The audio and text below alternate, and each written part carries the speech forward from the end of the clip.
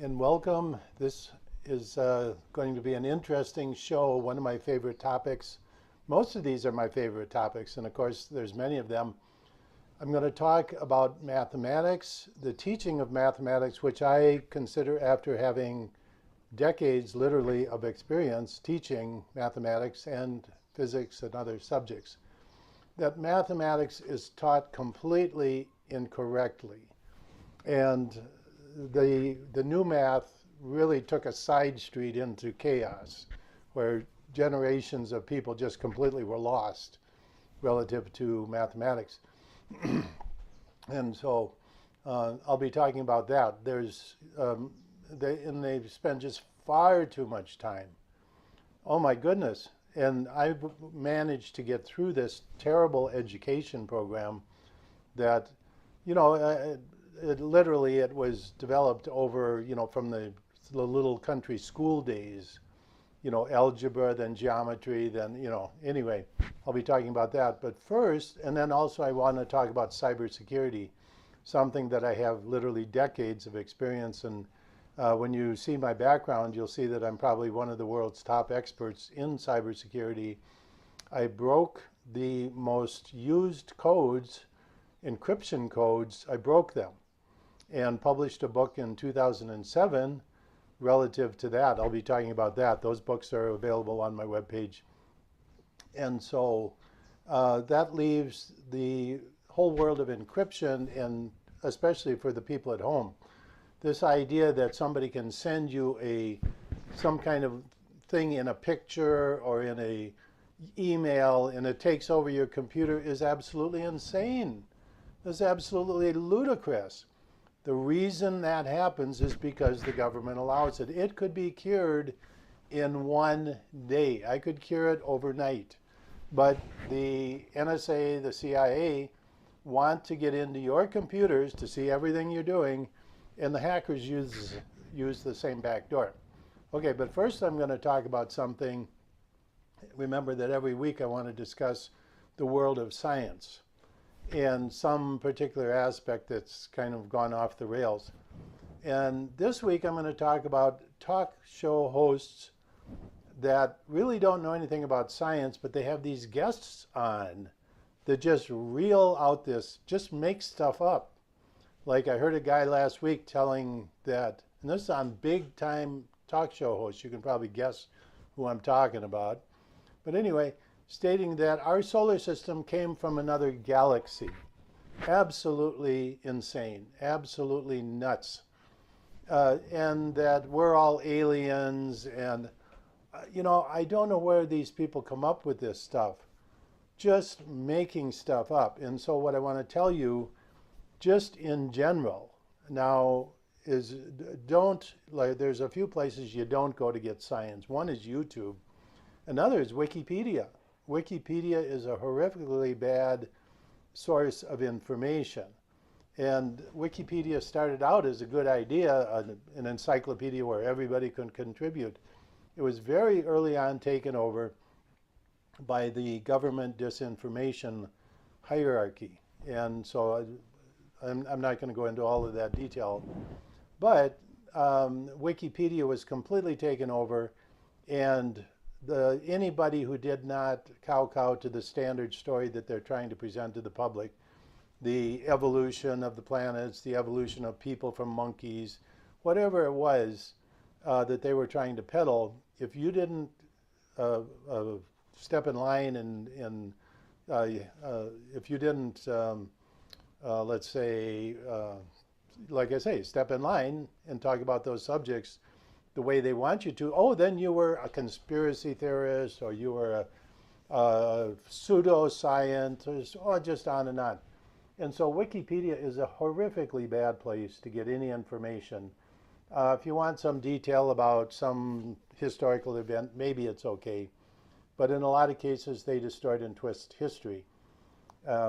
They actually had a page about me at one time, and it was just horrifically bad, derogatory, etc. And I wrote to him and I said, a lot of people go to my webpage and buy my books and then become fans of mine because of your page. So thank you. And so they took it down, and now that literally I don't exist. If you look for me on Wikipedia, there's nothing there, because they were actually giving me good business. And as who was it? Ford, Henry Ford, the original Henry Ford used to say, "Don't you can say anything about Ford, good or bad, whatever. Just say Ford." And it's kind of true, and it's the same, for example, in Hollywood.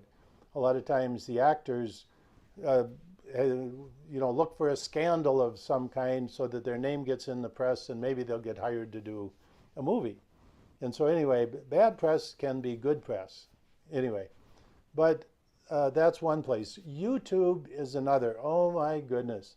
Now, this show, I might add a caveat. This show does list on YouTube. It's one of the live places where this show airs, and it's archived there. And so there's very limited amount of good material on YouTube.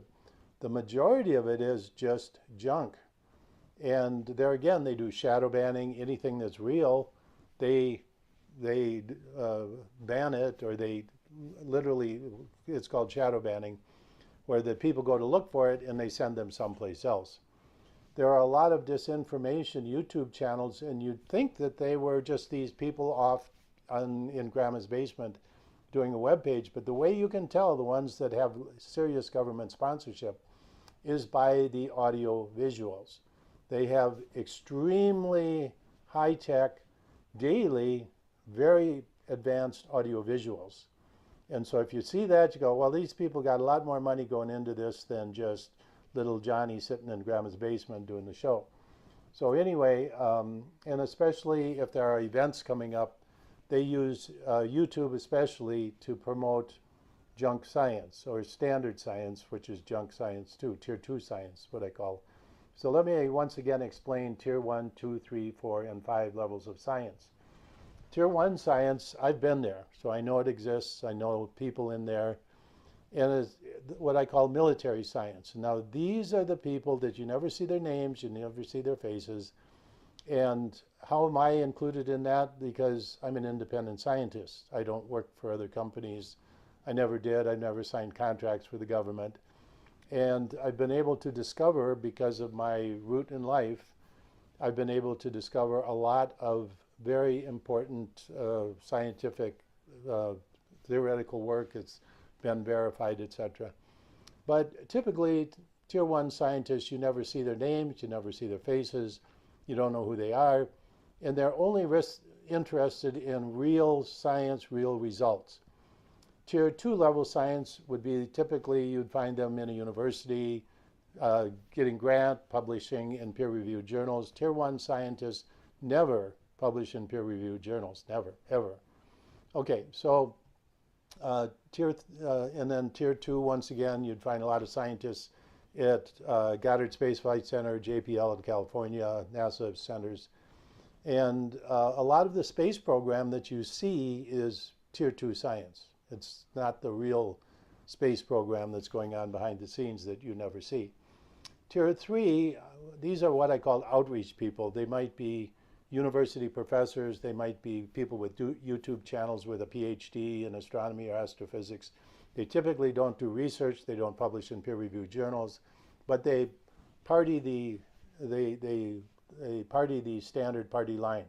They everything that you would hear them say would be right out of a textbook. I call them textbook repeaters or textbook geniuses, and you'll find a lot of them. They might be the head of a planetarium, you know, some respectable position, but once again, they're there to pound the party line. Tier 4 would be the news media. They are people who go to NASA, they go to the tier 2 scientists, and they ask them what's going on. Then they print exactly what they're told. They don't have enough intelligence to ask an intelligent question. Then there's tier 5, and these are people that I just wonder where they come from, but they get on these big talk show hosts just spewing garbage, just making stuff up. And those, you know, and then you, the public, have to try and wade through all of this. And that's why I have this TV show and 24 years of my radio show, which airs Thursday nights and has been for 24 years. That's the James McCanney Science Hour at the Crossroads. This show, of course, is called The Master of Science with Professor James McCanney. And so they typically now both shows have very similar content. Okay, so once again, what's your rule of thumb? Don't use Wikipedia if you're doing a term paper. Don't use Wikipedia. Don't use YouTube. And I would say this is, by the way, why I have an education program on my webpage. It's available, and it's to really take parents and students, K-12 university students, through it's an educational supplemental program to teach you what's really going on in the science world, how it works, the grant publication scheme where people get grants. They always get results that favor the grant proposition, etc. Okay, so enough of that, but just it's a zoo out there, and I encourage you to go to my webpage, jmccsci.com, and look there for my education course, my books, my lectures, my lecture series, etc. Okay, on to tonight's topic. Now, first I'm going to talk about basic mathematics, which I'm sure most of you have gotten through, and most of you probably have bad experiences. If I came up to you on the street and I said, what's your mathematical background? You'd probably look at me with a bit of disdain, like it was terrible. After fifth grade, I didn't know anything that was going on, and that's what happens. If you have a bad teacher, the link in the chain of understanding mathematics was broken, and then as you go to higher and higher levels, you're just lost. And at some point, you just stop taking math courses, and that was a bad piece of history that you really don't want to talk about anymore. That is most people's understanding. Now I want to talk about education. When I was in college, the education requirements started for teachers in high school in K-12, basically, kindergarten to 12th grade. So that's grade school, kindergarten, grade school, high school. And so what happened? The students, and I saw it happening, the students that were not making the grade in mathematics, they'd go to the counselor and they'd say, you know, I'm not doing well. And they go, well, what we'll do is we'll put you into the teacher program and you'll become a math teacher. And so then they get a teaching certificate that allows them to teach in K-12. That's great, but I can tell you I have been gainfully unemployed during my life. Now, you know, of course I'm retired, but points in my life when I was much younger, I'd work for an industry, they would have a layoff or something and I was out of employment, I would go back to teaching or something. But I could never teach in a high school because I didn't have the certificate. That was interesting. I will say that I did teach 1 year of high school when I was in Mexico. That was the job I had after I was out of college. And so I lived in Mexico for about a year and a half, close to 2 years. And most of the time, I used that as a basis for traveling. I had a very nice vehicle, off-road vehicle. And I traveled all over Mexico, going to archaeological sites. And Mexico, a very beautiful country. But I lived in Mexico City. So anyway, I also tutored the children of the very richest people probably in the world. Mexico City has extremely wealthy people. And I would tutor the kids. I'd go up to their mansions and I'd sit down there and the maid would bring us fresh drinks, etc. And I would tutor the kids and mathematics and science, etc. And so I learned what the problems were of students. Why did those students have issues? And so it was something very simple. For example, one student, when trying to multiply numbers, would write them out and none of the numbers were one under the other organized like they should be. So I made a little table with boxes and I said, write the numbers in these boxes and the digits in these boxes and then multiply the numbers. And that's all it took for that person to learn that, oh, you have to write these numbers one under the other. And then it makes sense. Simple things, but nobody was there to teach them. Okay, so these are the kind of rudimentary things that students fail on when it comes to mathematics. And what I'll tell you is that mathematics is taught completely incorrectly in the schools. They teach you the numbers, the different number systems, and then the number line, and then algebra. That's the first course. That's the first kind of algebra is the first mathematics course most people take. But what happens is there's these equations. I was able to do it. I was like, for me, mathematics was like eating ice cream. It was fun. It was, and I literally wrote my own books when I was in geometry and trigonometry, etc. I was writing my own textbooks. The teachers didn't know what I was doing, but I always got 100 on the test. But at any rate, algebra is very visual. These equations mean something physically. So if you had diagrams, so my belief is you should be teaching geometry and algebra minimally together, and trigonometry. These should all be taught at the same time. And then you would get through it, and they spend way, way too much time teaching mathematics. They spend years doing this. Oh my goodness. If you get out of this with your brain halfway in one piece, you're lucky. It would bore me to death to go through this again. Like I say, I was able to do it, but I just watched my friends around me in school, one after the other, like, I don't get this, I don't get this. And, I was able to manage, but I could see what was going on. They were just bored out of their minds with too much rigmarole. But at any rate, so that's the first thing I want to say. Secondly, is that you have the best mathematicians who are not allowed to teach the students because they don't have a teaching certificate. And so like I say, I was unemployed. I went to a high school, grade school, and I said, can I teach? Nope, you can't teach. Here I am, a university professor with experience teaching mathematics at the university level, have a double major in physics and mathematics from my college years, 4 years of college, double major, complete mathematics major, complete physics major. But nope, you can't teach physics or mathematics in a high school because you don't have the certificate. Is that insane or what? Okay, so what I want to do right now is let's go through an example, and I'll talk about the number systems, and then I've actually developed my own systems of mathematics when we get to prime numbers, and I'll be talking about that. And that leads into the cybersecurity issues. So this is all related: mathematics, computer science, etc.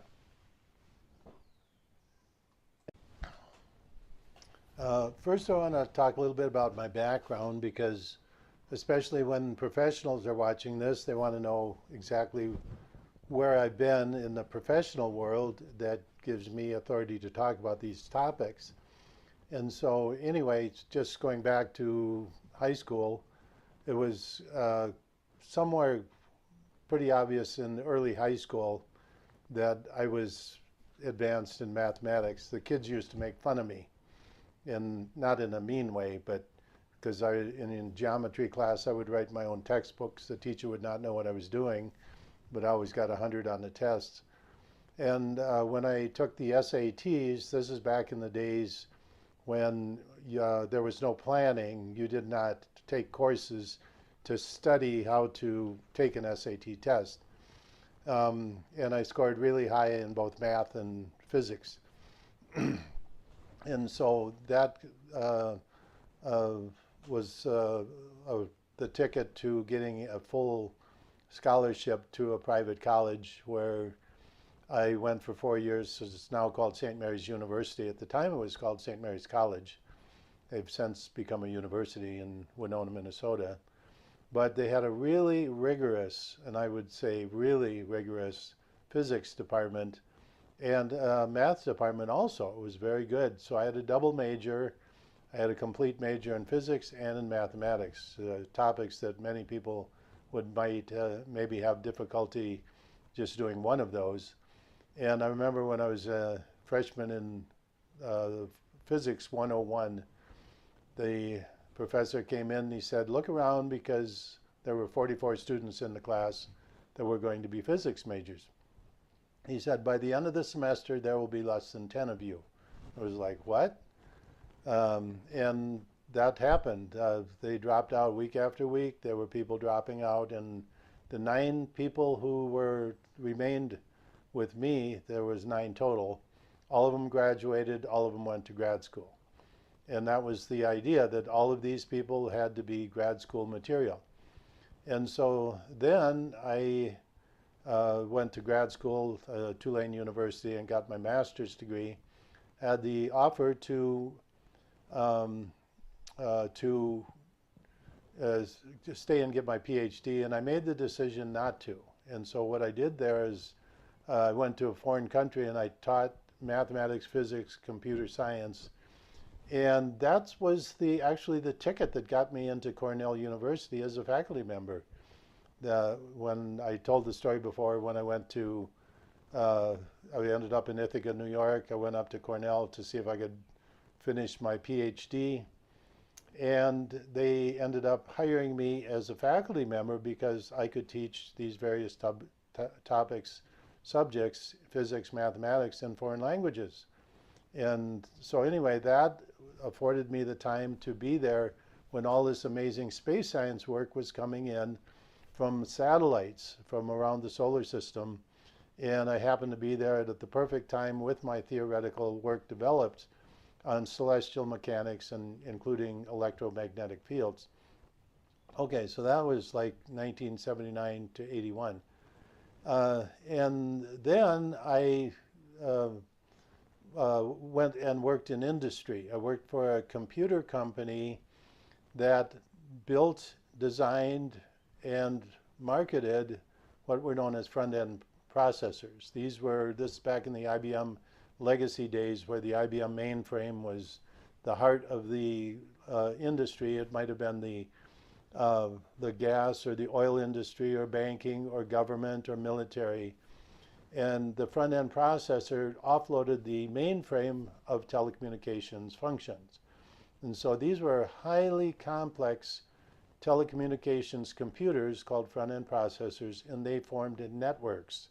We built, actually the final product was networking, and I was on the 602 committee, the Ethernet committee. So when you plug that Ethernet cable into your computer, I was on the committees that developed those protocols. So I was an expert in computer telecommunication protocols, encryption, computer cybersecurity, network security, and also modeling, understanding the ability of these circuits to manage these vast amounts of data. We built our own computer chips. We designed our own instruction sets. And so this was a highly detailed job. I was a principal systems engineer and worked for this company. And then after that was for about 10 years. Another 15 years I worked for another company. By the way, that first company eventually was purchased by AT&T. Then I worked for another company that was in turn purchased by AT&T, and that was managing networks. And so I worked with a very skilled group of network engineers for about 15 years, and we managed digital networks, everything from the smallest home connection all the way up to the largest fiber backbones that ran around the country. And so anyway, and then we interfaced, of course, with other telecommunications companies. So integral in all of this was the same thing: computer cybersecurity, network security, etc. So I would consider myself an expert in that. I also taught at the university level. I taught electronics at the university level at Cornell. That was my very first position there. It was teaching in an electronics laboratory for, it was like upper level physics students. And then I also taught for 2 years in a school where I taught electronics. And also when I was teaching in a university, I had developed a computer program that was an education program where the students took the courses that I developed, and then I was a good friend with the CEO of a local computer company, and this was offshore. called DEC, D-E-C, Digital Electronics Computer Corporation.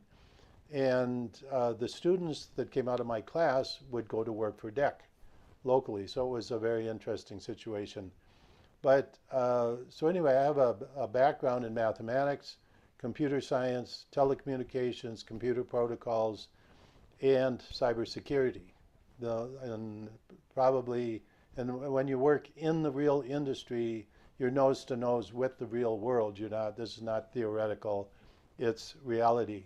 And in the time we built networks, these were the major oil companies, banks, governments, military. We never had a single breach of any kind. And that's why today, when I see hacking going on, especially with these large corporations, etc., it's just absolutely insane because it all could be cured overnight. But the problem is that the government itself is the biggest user of the backdoors into your home computer or into business computers. And as a result, the whole encryption industry is vastly corrupt. And so I talk about that in my book, Breaking RSA Codes for Fun and Profit. It's on the webpage. It's one of the 3 books I have on prime numbers. But okay, so at any rate, I wanted to give that background for people who go, well, what does this guy know about this? Quite a bit. And I have experience, real world experience, and university level experience also. Okay, so let's talk about numbers, systems, and mathematics. And we'll just go through the number systems. First, I want to talk about Roman numerals. These are these letters and symbols that the Romans used. And like I say, the Greeks had a much more sophisticated counting system and knew about prime numbers. They even had proofs that there was an infinite number of prime numbers. And what are prime numbers? Well, the standard definition of a prime number is a number that is only divisible by itself and 1. And what I discovered was that that definition is flawed. It's a bad definition. So I found a new definition of prime numbers, which is very interesting, that uses, instead of multiplication and division, it uses addition and subtraction. And so I'm not going to talk about that now. That's a more advanced topic. But let me just go through the number systems that we have today. And I mentioned before about the base 10 number system with the abacus. This is a counting system where you have beads and you have, say somebody is selling something, you move the beads, excuse me, and that indicates the number of things you sold. And then that would translate into, say, a number of coins that you would have.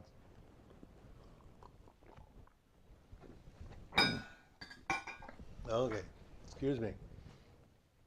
Okay, so let us talk about Roman numerals.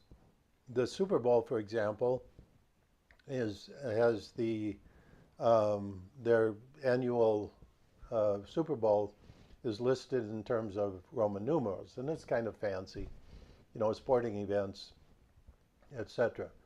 But now the real number systems come from something called Peano's postulates. This is a basic mathematical concept, and it introduces the concept of induction. It's a proof by induction means that if you start with something, let's take a 0, and you say, okay, with that 0 you can create another element of a number system, then that gives you the progression that for each element you create, you can create another one. And so that gives you the concept of infinity, because you can do this an infinite number of times. And so this gives us what we call the counting numbers. So that's 0, 1, 2, 3, 4, 5, 6. But there's a more rudimentary number system. It is called, in mathematics, the natural numbers. So this is the first number system that you would learn if you went to first grade. And this is what kids learn to count: 1, 2, 3, 4, 5, and up to 10. And then there's the repetition of digits. You move over one decimal point. So 11 has a 1 in the 10 column and a 1 in the ones column. And then when you count up to 100, you move over another digit. It's a very interesting number system because when you look at other number systems, it has a lot of interesting properties like multiplication is easy, division is easy. It's very organized. It's very good for commerce. It's the basis of computer systems. And then there's many variations. You can have a base 8 number system.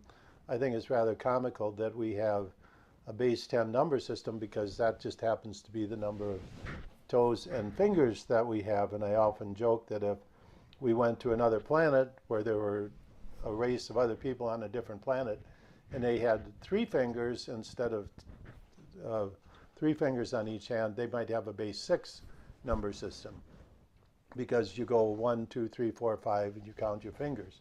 That's what little kids do. And so we have a base 10 number system, a base 8 number system, a base 23 number system would work just as well. But we memorize as little kids the multiplication tables for base 10. And so that is the basic number system. So just going through the number systems as they build up, as you go through grade school mathematics, you have the natural numbers, 1, 2, 3, 4, 5, up to infinity. Then if you add 0, you call those the whole numbers. That's just by adding that number 0. Then you go to the integers. That includes all the negative. If you take negative of all the natural numbers, include that in your set of numbers, you go from negative infinity to negative 3, negative 2, negative 1, 0, 1, 2, 3, 4, 5. That complete set of numbers is the set of integers. Now you have rational numbers. Now rational numbers are numbers that are, you take an integer, any 2 integers, and divide them one by the other, and that gives you a rational number. And so that's just a step up from integers. But the rule is you cannot divide by 0. So that's where the first incident of a rule comes in, something that you can't do with numbers. It's prohibited. And so later when you get into algebra, you get into equations that have that situation where you have the numerator divided by the denominator, which ends up being, has a value of 0, and you can't do that. So it's prohibited. Okay, then you have the irrational numbers. And now we get into numbers with decimal points. And then the real number system, which is a number with a decimal point. So you could have the number 11, 11.0 be a real number, and also it's an integer. But when you add that decimal point, all of a sudden it becomes a member of the real numbers. And there's some very interesting things here. There's a guy named George Cantor. He was a theoretician, and there was a problem up to a certain point. Now, let's take a look at 2 numbers on the number line. Let's take the number 1 and 2, and look at all of the rational numbers between 1 and 2. There's an infinite number of them.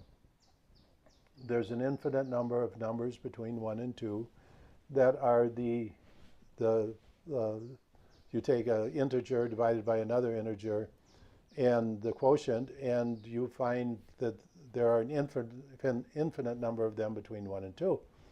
But if you look at the real numbers, there are more real numbers in that space between 1 and 2 than there are for rational numbers. So is there some problem with infinities here? And the answer is yes. How do you understand infinities? If you, say, have a number that is a pair of numbers, like 1, 3, and you put all the numbers in pairs like this, there would be many more combinations of those than just simple numbers on the number line. So there again, is the infinity of that number set greater than the infinity of natural numbers? And the answer is yes. And it was George Cantor that made sense out of all of this. And it was one of the monumental works in very basic mathematics.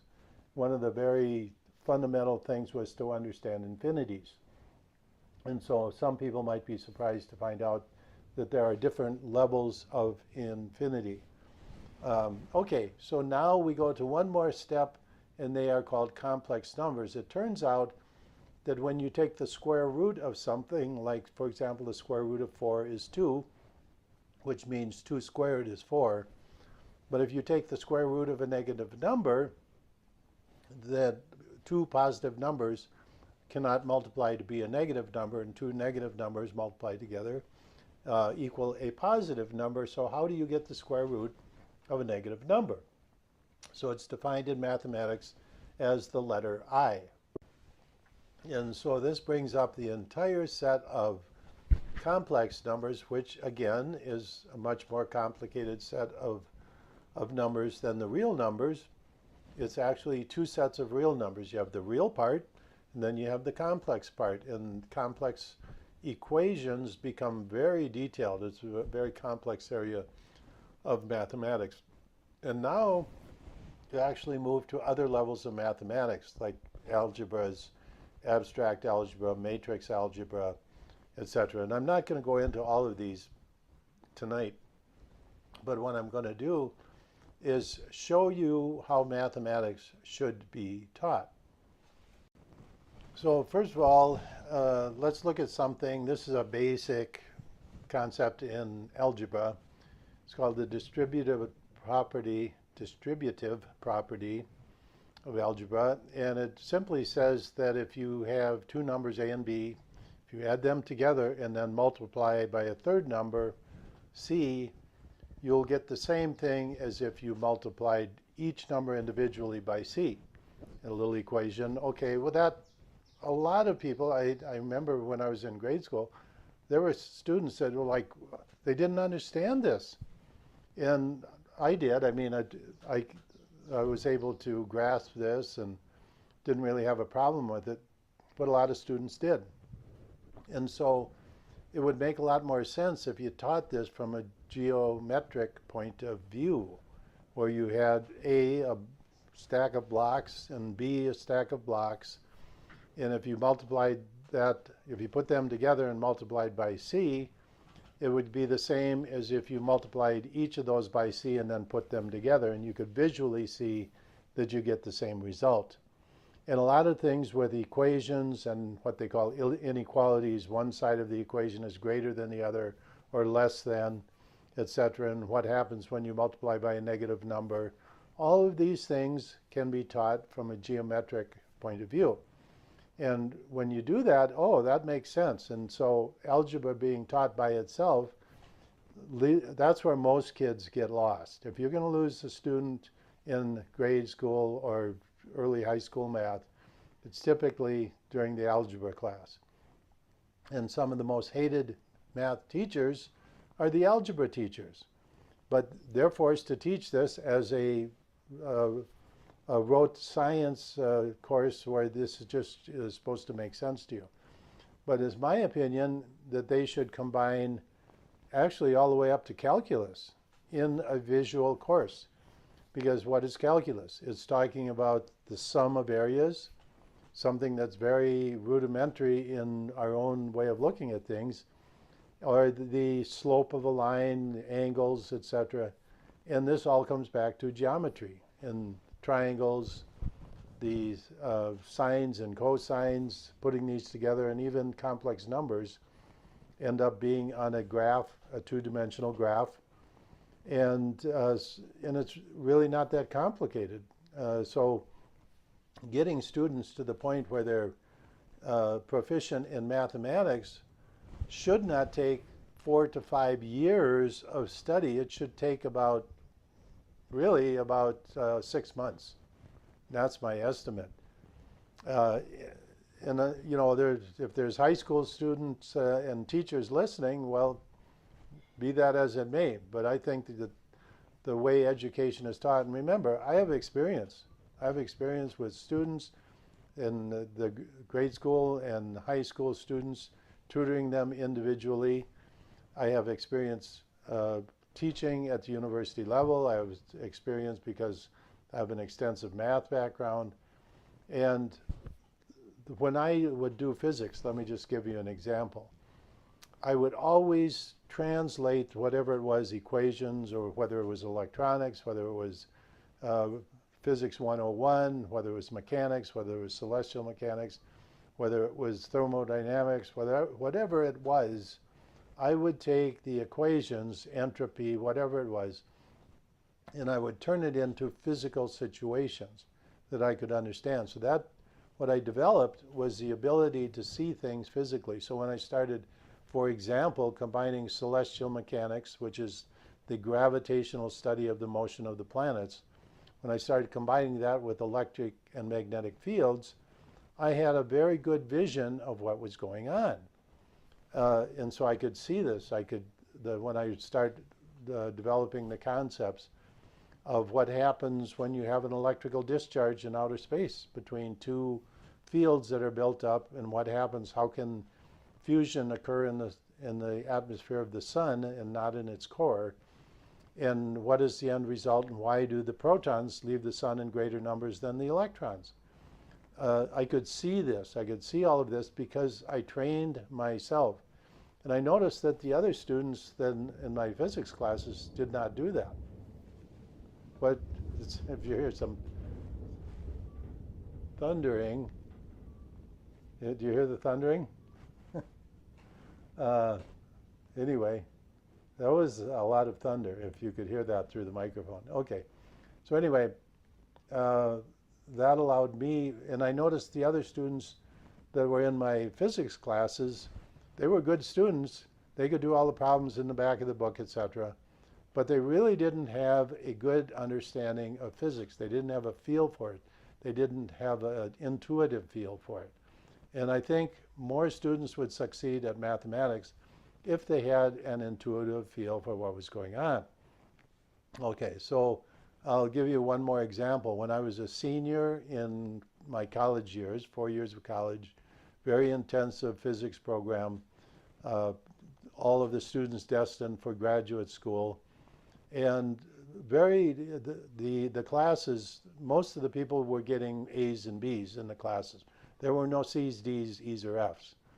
That was not allowed. So people were neck and neck, let's put it that way. But there was one other student that was always competing with me for the A's in the class. And he could do all of the problems in the back of the book, but he never developed that intuitive sense for understanding physics. And the head of the physics department, which was teaching our senior honors final course, second semester, senior year, by the way, the other student was the valedictorian of the entire school, of the entire class. Straight A's in all classes, straight A's in high school, straight A's in grade school. And I have to admit, I did not have straight A's. I had straight A's in math and physics, but not in my other subjects. Like German, taking a number of years of German, for example, I was not a top student in learning German. But at any rate, in this final course, senior year, the professor came in, he said, I'm going to give one A in the class. And that's all. And this other guy was very worried because if he didn't get the A, he would not get his valedictorian. It would break it. And so anyway, because there was another med student who was not a physics student who did have straight A's and was probably going to get all A's in his classes. So this was a make or break for my companion in the physics class. So the professor came in the final test of that class, senior year, second semester, wrote a problem on the board, said, this is your test. And these other people screamed out, it was like, well, this wasn't in the book. And the professor just walked out, and it turned out I got the A. And because I could take what I knew and build an answer to this problem, whereas the other ones, if it wasn't in the book, they didn't really know what to do with it. So it's just an example, and I had trained myself, and that lent very well to me when I went on to many other things, understanding electronics, transistor electronics, integrated circuits, understanding how telecommunication protocols work. And there are many subtleties in telecommunications protocols. For example, you have messages of different sizes. Which message should you send first? The big message or the small message? Or how should you actually divide the workload up in the computer system? And it's a complicated question. And so I was originally in a group modeling networks and network engineering, it was called. and a group primarily mathematicians, and that's what we did was take and break down all of the telecommunications and activities of a telecommunications computer and model it so we knew what was um, the proper way to design the circuitry, the instruction sets. We built our own processor chips, etc., and had to design the instruction set so that the chip would process the big instructions very quickly, which were different than a regular computer chip than you might have in your computer. Telecommunications is a very different engineering proposition. Okay, so anyway, that's my 2 cents worth of what should be going on in mathematics. By the way, I just want to remind parents that I have my education course that's on the webpage, jmccsci.com, and I talk about these issues, and I also have a series of lectures for parents, because unfortunately, when you look at textbooks for schools, K-12, they have a lot of problems. Okay, now I'm going to switch gears a little bit and talk about cybersecurity. Now, this is something that really affects all of you, your home computer, your telephone, etc. And the reason I talked about my background is because I wanted you to know that this is something that I am an expert in on a world-class level. There's more thunder, if you can hear that. That one shook the house. A lot of thunder. Anyway, it'll probably start raining pretty soon here. But okay, so talking about cybersecurity, it's something that I happen to know a little bit about. And here's the situation. All of this hacking, etc., people sending you a virus in your computer that can take over your computer, start hacking your information, etc., sending emails with your account, all of the things that go on today could be cured in a New York second if the government had the will to impose the proper regulations, and if the encryption companies were allowed to sell you encryption software that actually worked. And that's the case. That's really not going on right now. What's going on is that say I started a company today, and this has happened. People have done this, and have gotten into a lot of trouble for building an encryption system that the government could not get into. It's required that any company that's selling on the market today has a backdoor that the government can get into, and the smart hackers, they're not stupid. They use the same backdoor, so they get into your computer system just like using the same backdoor as the government.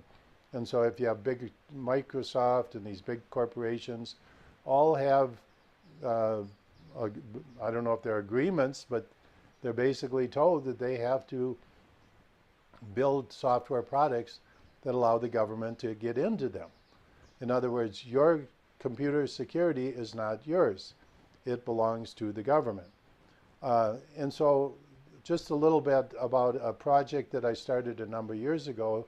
It was called Windroids 11 OS was the name of it. This is back in when Windows 10 was the version of Windows going on. And the Android was the primary method of operating system for telephones. So you had the Android, and then you had Windows 10. And so I put those names together and for developing an operating system that would run on your computer, home computer, personal computer, and your telephone. And so it was called Windroids 11 OS, OS meaning operating system. So the idea was that the operating systems that you're given in your telephone and in your computer are flawed. They have backdoors, and that's what allows the government and hackers to get into your computer system. So the point was to develop an operating system that used the same hardware, but built an operating system that would look just like your current operating system. Everything would function just the same, but would give you control of your computer.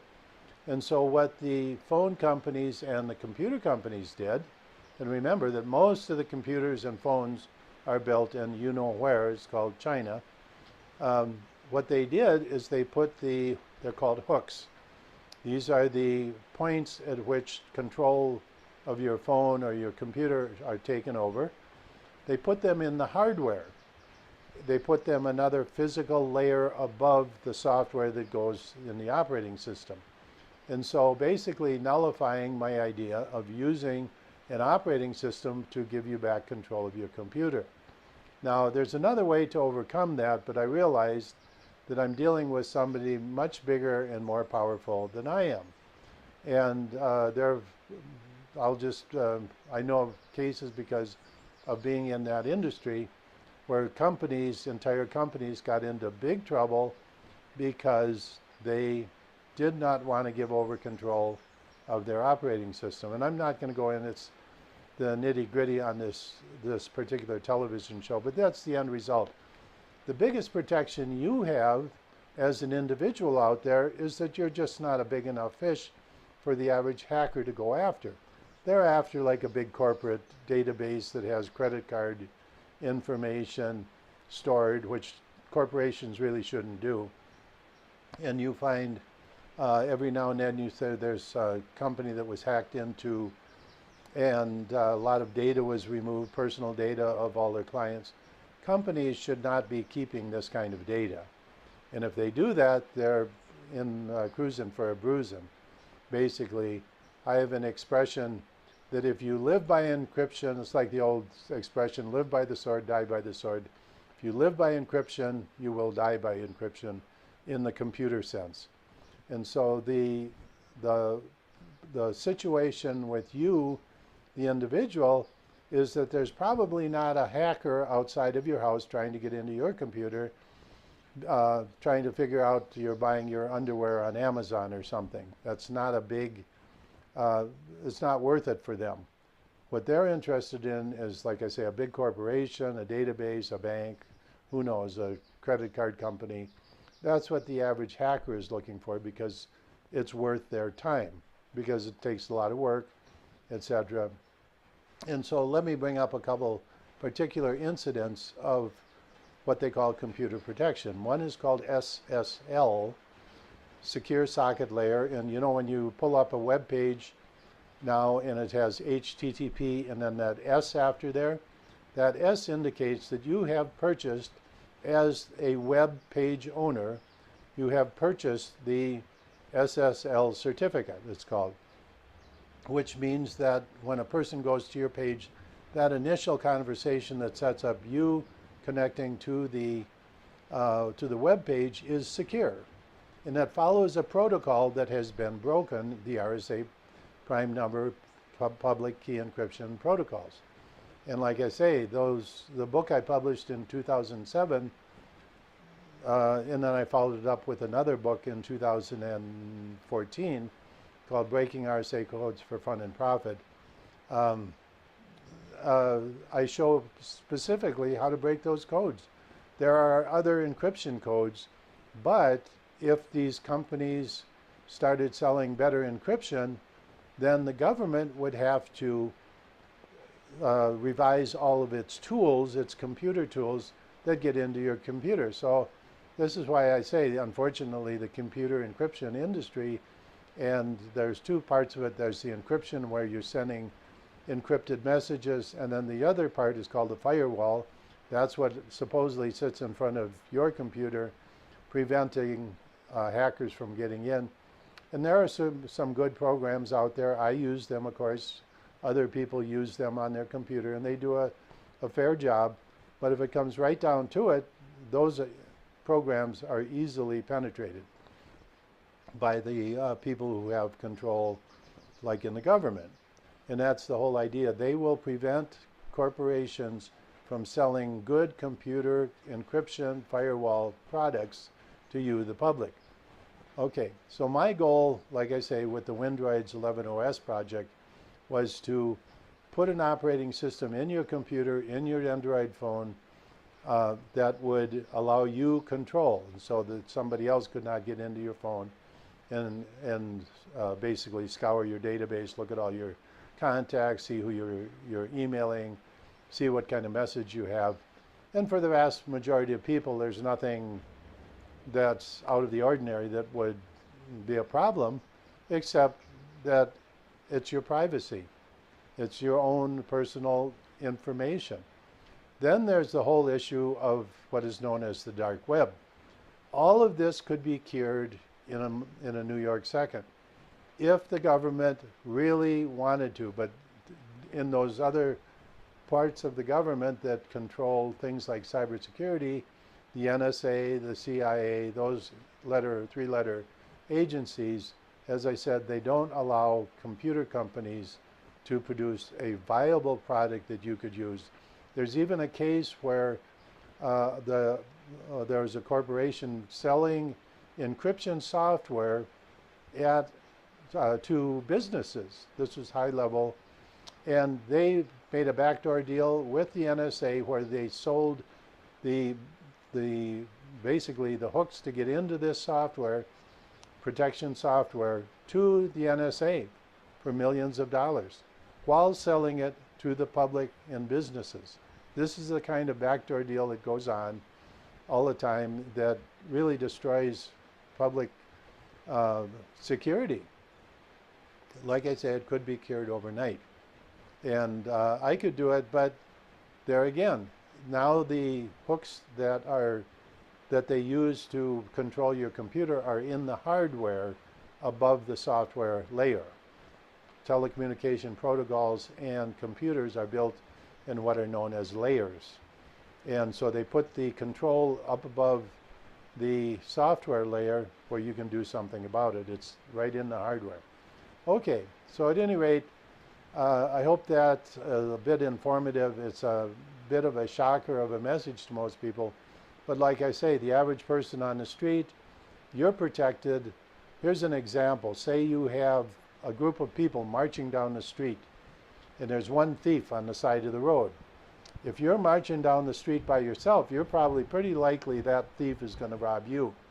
But if you're 1,000 people or 10,000 people all walking down the street, and there's one thief on the side of the road, what's the chance that he's going to rob you? Well, it's 1 in 10,000. It's much smaller. And that's the situation with the computer industry. So your safety is based on, just don't put a lot of stuff out there on the internet. The safest thing you can do is, most purchases on the internet are safe because the people would not be in business very long if they had insecure purchasing. So those are very safe, I will say that. Purchasing on the web is one of the safest ways to purchase. You probably have more possibility of being in a car accident driving to the store than you do buying online and having your purchase hacked or something like that. So we'll talk to you next week. Once again, happy to bring this information to you, and once again from a source that you're not going to find anyplace else. Hello, this is James McCanney. Make sure you visit my webpage, jmccsci.com. I have all my books, CDs, DVDs, historically important videos that were remastered from the old VHS days, lecture series, and my education course that was designed for K-12 university for the parents and the students. So make sure you visit the webpage, jmccsci.com. Click here and all the information you need is there. There's 30% discount right now on the education packages, so make sure you check that out. There are licenses for single family or